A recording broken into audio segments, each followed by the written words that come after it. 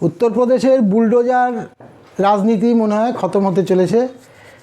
Supreme কোর্টের joint bench বিচারক বিশ্বনাথন ও বিচারক গাভাই তাদের যে রায় বেরিয়েছে তাতে স্পষ্টভাবে বলা হয়েছে যে কোনো কাজেই আর সরকার কোনো পক্ষপাত বিচার করে না, একদম পুরোপুরি আর কি বুলডোজার ব্যবহার নিষিদ্ধ। আসছি বিস্তারিত বিবরণে। নমস্কার, আমি তুষার ভট্টাচার্য আর আপনারা দেখছেন আমার ছোট্ট ইউটিউব চ্যানেল স্টেট স্পিক্স। আপনাদের মনের কথা বলে, আপনাদের ভাবতে সাহায্য করে। আমরা বাঙালিরা ভাবতে ভুলে গেছি, ভাবতে আমাদের হবেই, আর আমরা না ভাবলে আমাদের পরবর্তী প্রজন্মকে আমরা সঠিক রাস্তায় নিয়ে যেতে পারবো না বা রাস্তা দেখাতে পারবো না। তাই ভাবতে থাকুন, আমি আপনাদেরকে ভাবনার খোরাক যোগাই। আসছি বিস্তারিত প্রতিবেদনে। সুপ্রিম কোর্টের ডিভিশন বেঞ্চ বিচারপতি গাভাই ও বিচারপতি বিশ্বনাথন পরিষ্কার জানিয়ে দিয়েছেন, কোনো অবস্থাতেই সরকার কোনোভাবেই কোনো সরকারি বল প্রয়োগ করে আর বুলডোজারকে ব্যবহার করতে পারবে না। দেখুন, আমরা ইদানিংকালে বলতে যোগী আদিত্যনাথের দুটো টেনিওরের মধ্যে আমরা বহুবার দেখে এসেছি যে কোনো কিছু অন্যায় দেখলেই বুলডোজার দিয়ে তার বাড়ি ঘর গুড়িয়ে দেওয়া হয়। এটা নিয়ে উত্তরপ্রদেশে একটা চলছিল, একটা জনরোষ তৈরি হচ্ছিল। তো সুপ্রিম কোর্টে পিএলআই হয়, সেখানে বেশ কিছু জমা পড়ে কেস। বাধ্য হয় সুপ্রিম কোর্ট স্পেশাল বেঞ্চ বসাতে। তারা রায় দেয় যে না, কোনো অবস্থাতেই এটা করা যাবে না। তারা যে রায় দেওয়ার সময় যে কথাগুলি বলেছেন সেটা হচ্ছে যে কারো নাম থাকলেই যে সে অভিযুক্ত সেটা তো নয়, তার দোষ প্রমাণিত হতে হবে। আর দোষ প্রমাণিত হলেও তার বাড়ি ঘর, তার বাড়িতে বাবা মা স্ত্রী সন্তান, তাদেরকে তো উৎখাত করতে পারে না। সরকার যতই তার নিজস্ব শক্তি প্রয়োগ করুক না কেন, কিন্তু দোষী একজন হতেই পারে, তার জন্য তার আলাদা ব্যবস্থা হবে। কিন্তু তাই বলে বুলডোজার দিয়ে বাড়িঘর ভেঙে দেওয়া ঠিক নয়। আমরা সবাই জানি যে যোগী আদিত্যনাথই এই বুলডোজারটা চালু করেছিল, কিন্তু তা নয়। এটা চালু হয়েছিল মধ্যপ্রদেশে যখন বিজেপি গভর্নমেন্ট ছিল মধ্যপ্রদেশে, তখন কিন্তু প্রথম চালু করে এবং পরবর্তীকালে যোগী আদিত্যনাথ সেটাকে অ্যাডপ্ট করে এবং যোগী আদিত্যনাথ ব্যাপক পরিমাণে করে। তাতে কিন্তু উত্তরপ্রদেশের লাভ হয়েছে, ক্ষতি হয়েছে, ঘর ছাড়া হয়েছে, গৃহহীন হয়েছে মানুষ। কারা হয়েছে? সেই ওই কি বলবো, ওই লুম্পেন যারা বাড়িতে থাকতো, সেই লুম্পেনদের বাড়িঘরগুলি ডিস্ট্রয় হয়েছে, ভেঙে দিয়েছে। কিন্তু রাষ্ট্র তো একটা নীতি নিয়ে চলবে, রাষ্ট্রের একটা নিজস্ব নীতি থাকবে। সংবিধান বলে যে জিনিসটা আমরা সাধারণ মানুষ যেটার উপরে ভরসা করি, বিজেপি তো সেই সংবিধানের 7-5 কিছুই মানছে বলে মনে হয় না। কারণ যদি এটাই হতো তাহলে যোগী আদিত্যনাথকে চিন্তা করতে হতো 10 বার যে দোষী 1-2জন হতে পারে, কিন্তু বাড়িতে সবাই তো দোষী নয়। তাই বলে বুলডোজার দিয়ে বাড়িঘর ভেঙে দেবে? সুপ্রিম কোর্ট অত্যন্ত একটা শক্তিশালী, কেন শক্তিশালী রায় বলবো এটাকে, এই কারণেই যে সেন্ট্রালে তো বিজেপি সরকার, তাদের এগেনস্টে রায় দিতে গেলে যারা বিচারক থাকেন তাদেরকেও অনেক মাথা ঘামাতে হয়, মাথার চুল ছিঁড়তে হয়, অত সহজে দেওয়া যায় না।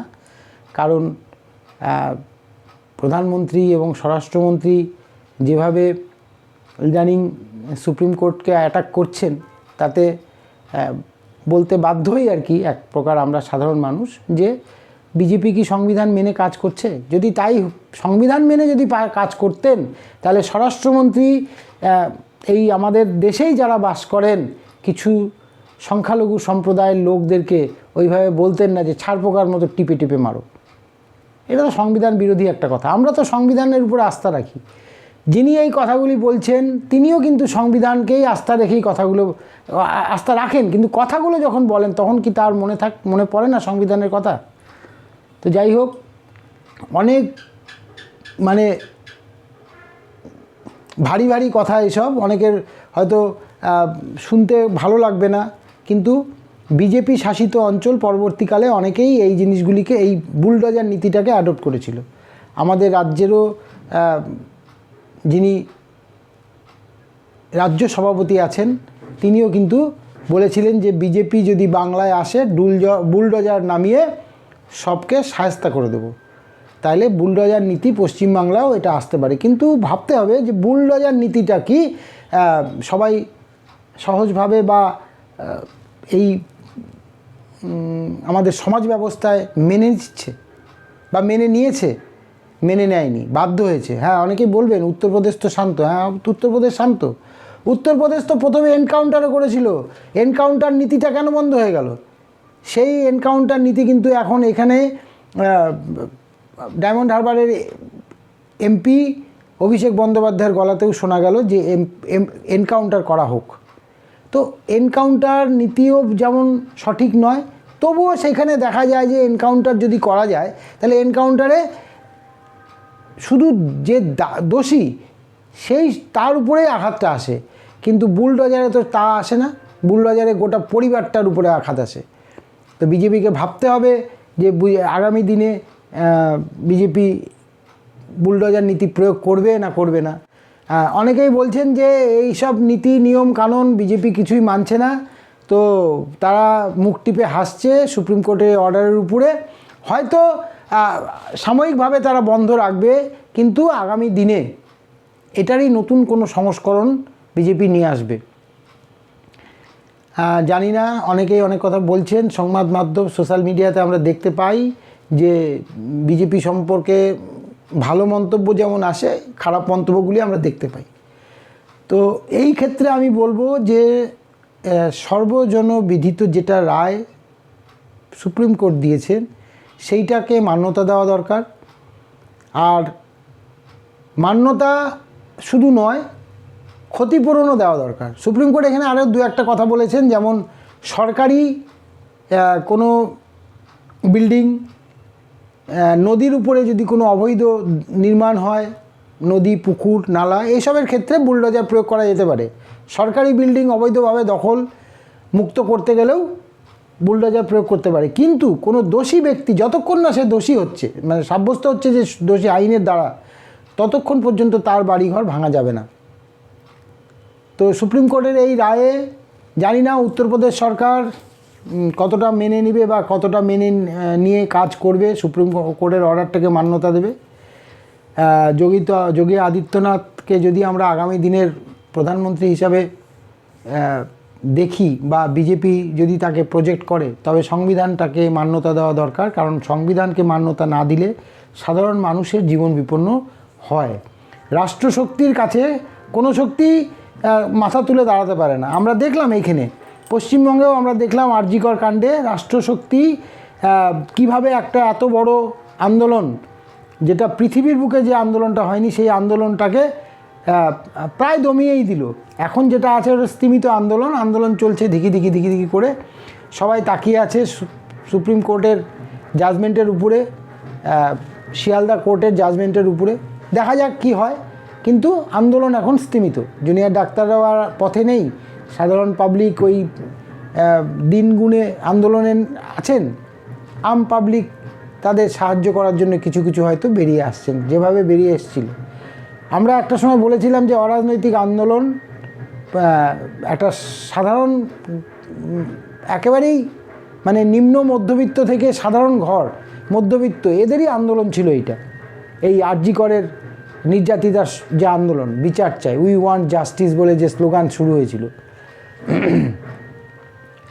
কিন্তু এটা আমরা স্পষ্ট হয়ে গেল যে রাষ্ট্রের কাছে অরাজনৈতিক আন্দোলনের কোনো মূল্য নেই। রাজনীতি থাকতেই হবে। যদি একটা সরকারের পতনও আমরা চাই, তাকে রাজনীতির মাধ্যমেই সরাতে হবে। ঠিকই তো, অনেক ডক্টরই তখন বলেছিলেন, মানে সিনিয়র ডাক্তাররা বলেছিলেন যে অরাজনৈতিক আন্দোলন ঠিকই, কিন্তু রাজনীতি না হলে তো রাজনীতিবিদদের সরানো যাবে না। তখন ব্যাপারটাকে মানুষ আমল দেয়নি বা পাত্তাই দেয়নি। কিন্তু পরবর্তীকালে দেখা গেল যে সত্যিকারের কথাই অরাজনৈতিক আন্দোলনে রাজনৈতিক গন্ধ বা স্পর্শ না থাকলে সেই আন্দোলনটা দানা বাঁধতে পারে না, এবং দানা বাঁধেওনি। আমরা একটা মানে ঠেকে শেখা, দেখে শেখা সবই শিখলাম। সাধারণ পাবলিক, আমরা সাধারণ আম জনতা আমরা শিখলাম যে আমরা পারলাম না, রাষ্ট্রশক্তির কাছে আমাদের আন্দোলন হেরে গেল। তো এই রকম একটা আন্দোলন 1 বছর ধরে চলছে মণিপুরে। গতকাল মণিপুরের মুখ্যমন্ত্রী বীরেন সিং, তার বাড়ি আক্রান্ত হয়েছে। এইখানে যে গণ্ডগোলটা চলছে, এই 1 বছর ধরে প্রধানমন্ত্রী একবারও মণিপুর সম্বন্ধে একটা স্টেটমেন্ট দেয়নি। যেমন আরজিকর নিয়ে কোনো স্টেটমেন্ট দেয়নি, মণিপুর নিয়েও প্রধানমন্ত্রী বা স্বরাষ্ট্রমন্ত্রী কোনো স্টেটমেন্ট দেয়নি। স্বরাষ্ট্রমন্ত্রী গতকাল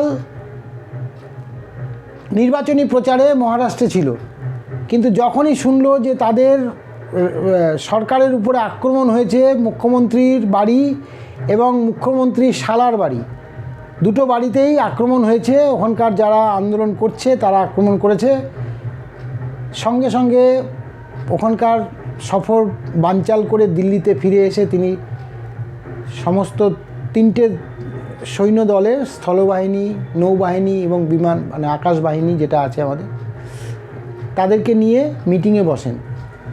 কি জানি না কি পথ নির্দেশ, আমি এখনও জানতে পারিনি যে কী নির্দেশিকা জারি হয়েছে। তবে আমার মনে হয় যে ওখানে কুকি আর মেইতিদের মধ্যে যে গণ্ডগোলটা চলছে, সেই গণ্ডগোলটাকে মিটিয়ে নিতে সরকারের আন্তরিক হওয়াটা খুব জরুরি। যে কোনোভাবেই হোক আন্তরিক হওয়াটা জরুরি। আমরা বুঝতে পারছি যে যেহেতু মেইতি সম্প্রদায়ের মধ্যে শিক্ষার হারটা বেশি আছে এবং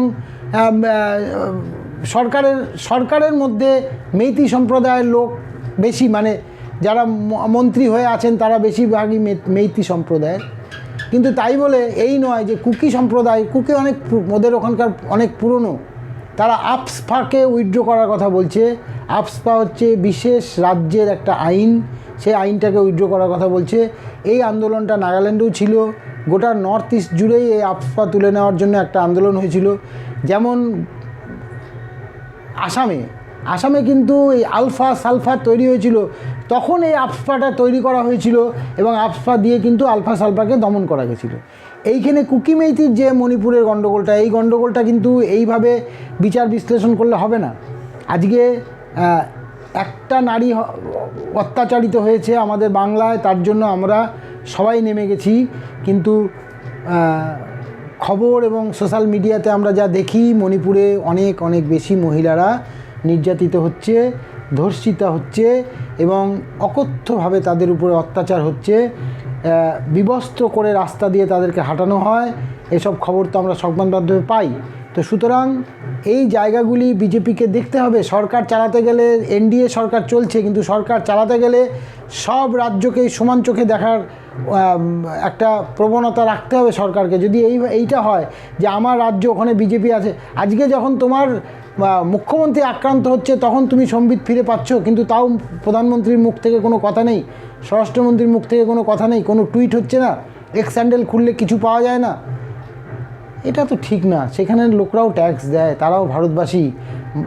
ভাবতে হবে আমাদের সবার কথা।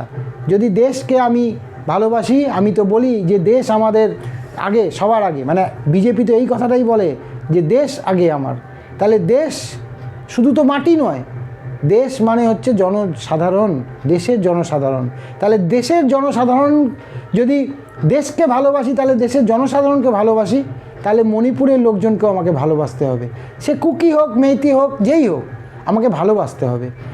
সবার হাতের 5টা আঙ্গুল যেমন সমান না, তেমনি সরকারেরও দৃষ্টিভঙ্গি সমান হবে এটা ঠিক নয়। আমিও জানি যে সরকারের অনেক অব্লিগেশন থাকে, অনেক কিছু অব্লিগেশন থাকে, কিন্তু 1 বছর ধরে একটা আন্দোলন চলছে, সেই আন্দোলনটাকে দমন করার বা সেটাকে মিটিয়ে ফেলার জন্য কোনো প্রচেষ্টা সরকারের তরফ থেকে সেই রকমভাবে দেখা যাচ্ছে না। হয়তো অনেক প্রচেষ্টা হচ্ছে যেগুলি কার্যকরী হচ্ছে না, কিন্তু সাধারণ লোকের মনে কি হচ্ছে, লোকের মনে যেটা হচ্ছে সেটা হচ্ছে যে বিজেপির বিরুদ্ধে একটা হতাশা তৈরি হচ্ছে, যে বিজেপি সরকারে থাকাকালীন দেশকে ভালোবাসি বলছে, অথচ সে সরকারের মণিপুরটাকে ঠিক করতে পারছে না। এইভাবে হচ্ছে। আজকে তার রেফারেন্স দিয়ে নন বিজেপি রাজ্যগুলিতে প্রচার চলছে। তাতে তো বিজেপির কর্মীদেরই, বিজেপির যারা কার্যকর্তা, নিম্ন শ্রেণীর কার্যকর্তা যারা একদম বুথ লেভেল থেকে উঠে আসছে, তাদের তো হচ্ছে অসুবিধা। কবে বুঝবে বিজেপি নেতৃত্ব এটা আমার জানা নাই। তবে আমার মনে হয় মণিপুর নিয়ে ভাবার সময় অনেক দিনই পার হয়ে গেছে। মণিপুরকে কিন্তু এবার একটা ব্যবস্থা মণিপুরের করা উচিত বলে আমি মনে করি। মণিপুর কিন্তু অশান্ত আজও আছে। মাঝখানে যেটা হয়েছিল আমি অনেক দেখেছি, আমার বন্ধুবান্ধব অনেকেই মণিপুরে বাইক রাইড করেছে। তারা বলেছে যে ওখানকার মহিলাদের কি অবস্থা। আমাদের দু একজন আমার কলিগও আছেন সেখানে, তারা ওখানে ডিউটি করে, তাদের কাছ থেকে শোনা যে জাতপাত হিসাবে আমি বলছি না, কিন্তু ওরা বলেছে যে বাঙালি বলে আমাদেরকে ছাড় দেয়, কিন্তু অন্যান্য কাস্টদের কিন্তু ওখানে একটু অসুবিধা আছে। বাঙালিদের একটু সুবিধা আছে, যেহেতু পশ্চিম বাংলা যেহেতু নর্থ ইস্ট রাজ্যের মধ্যে পড়ছে না বলে ওরা ছাড় দেয়। প্রত্যেকের হাতে অস্ত্র উঠে গেছে, মহিলাদের হাতেও অস্ত্র উঠে গেছে। তারা বাঁচার জন্য লড়াই করছে। তাদের বিরুদ্ধে যে অন্যায়গুলি হচ্ছে সেটার জন্য জানি না কারা করছে, কুকিরা দায়ী না মেইতিরা দায়ী, আমি সেটা বলতে পারবো না। তবে আমাদের দেশের সংবিধান তো অনেক স্ট্রং, তাহলে সংবিধান মেনে সেখানে কেন ব্যবস্থা নেওয়া হচ্ছে না? সরকারকে তো এর উত্তর দিতে হবে। আর সরকার যদি এর সঠিক উত্তর না দিয়ে তাদের সমস্যার সমাধান না করে, তাহলে তো দায় সরকারকেই নিতে হবে। তো সুতরাং বিজেপির গায়ে কোনো নতুন পালক লাগছে না, বরঞ্চ বিজেপির মাথা থেকে মানে টুপি থেকে পালক কিন্তু আস্তে আস্তে খসে পড়ছে। জানি না, আগামী দিনে দুটো রাজ্যের ভোট আছে, ঝাড়খণ্ড, মহারাষ্ট্র, কি রাজনীতি হবে, কতটা ফেভারে থাকবে বিজেপির, নাকি অন্য কেউ বাজি মাত করে দেবে, সময়ে কথা বলবে। সবাই ভালো থাকবেন। আজকে এই পর্যন্তই। যদি ভালো লাগে লাইক, শেয়ার, কমেন্টস করবেন। আর আজকের ভাবনার বিষয়, মণিপুর জ্বলছে, আমরা কতদিন আর শান্ত থাকব? ভাবুন, ভাবতে থাকুন। আর ভাবতে না পারলে কিন্তু আগামী দিন আমাদের কিন্তু খুব খারাপ জায়গায় চলে যাবে। সুস্থ থাকবেন, আনন্দে থাকবেন। নমস্কার।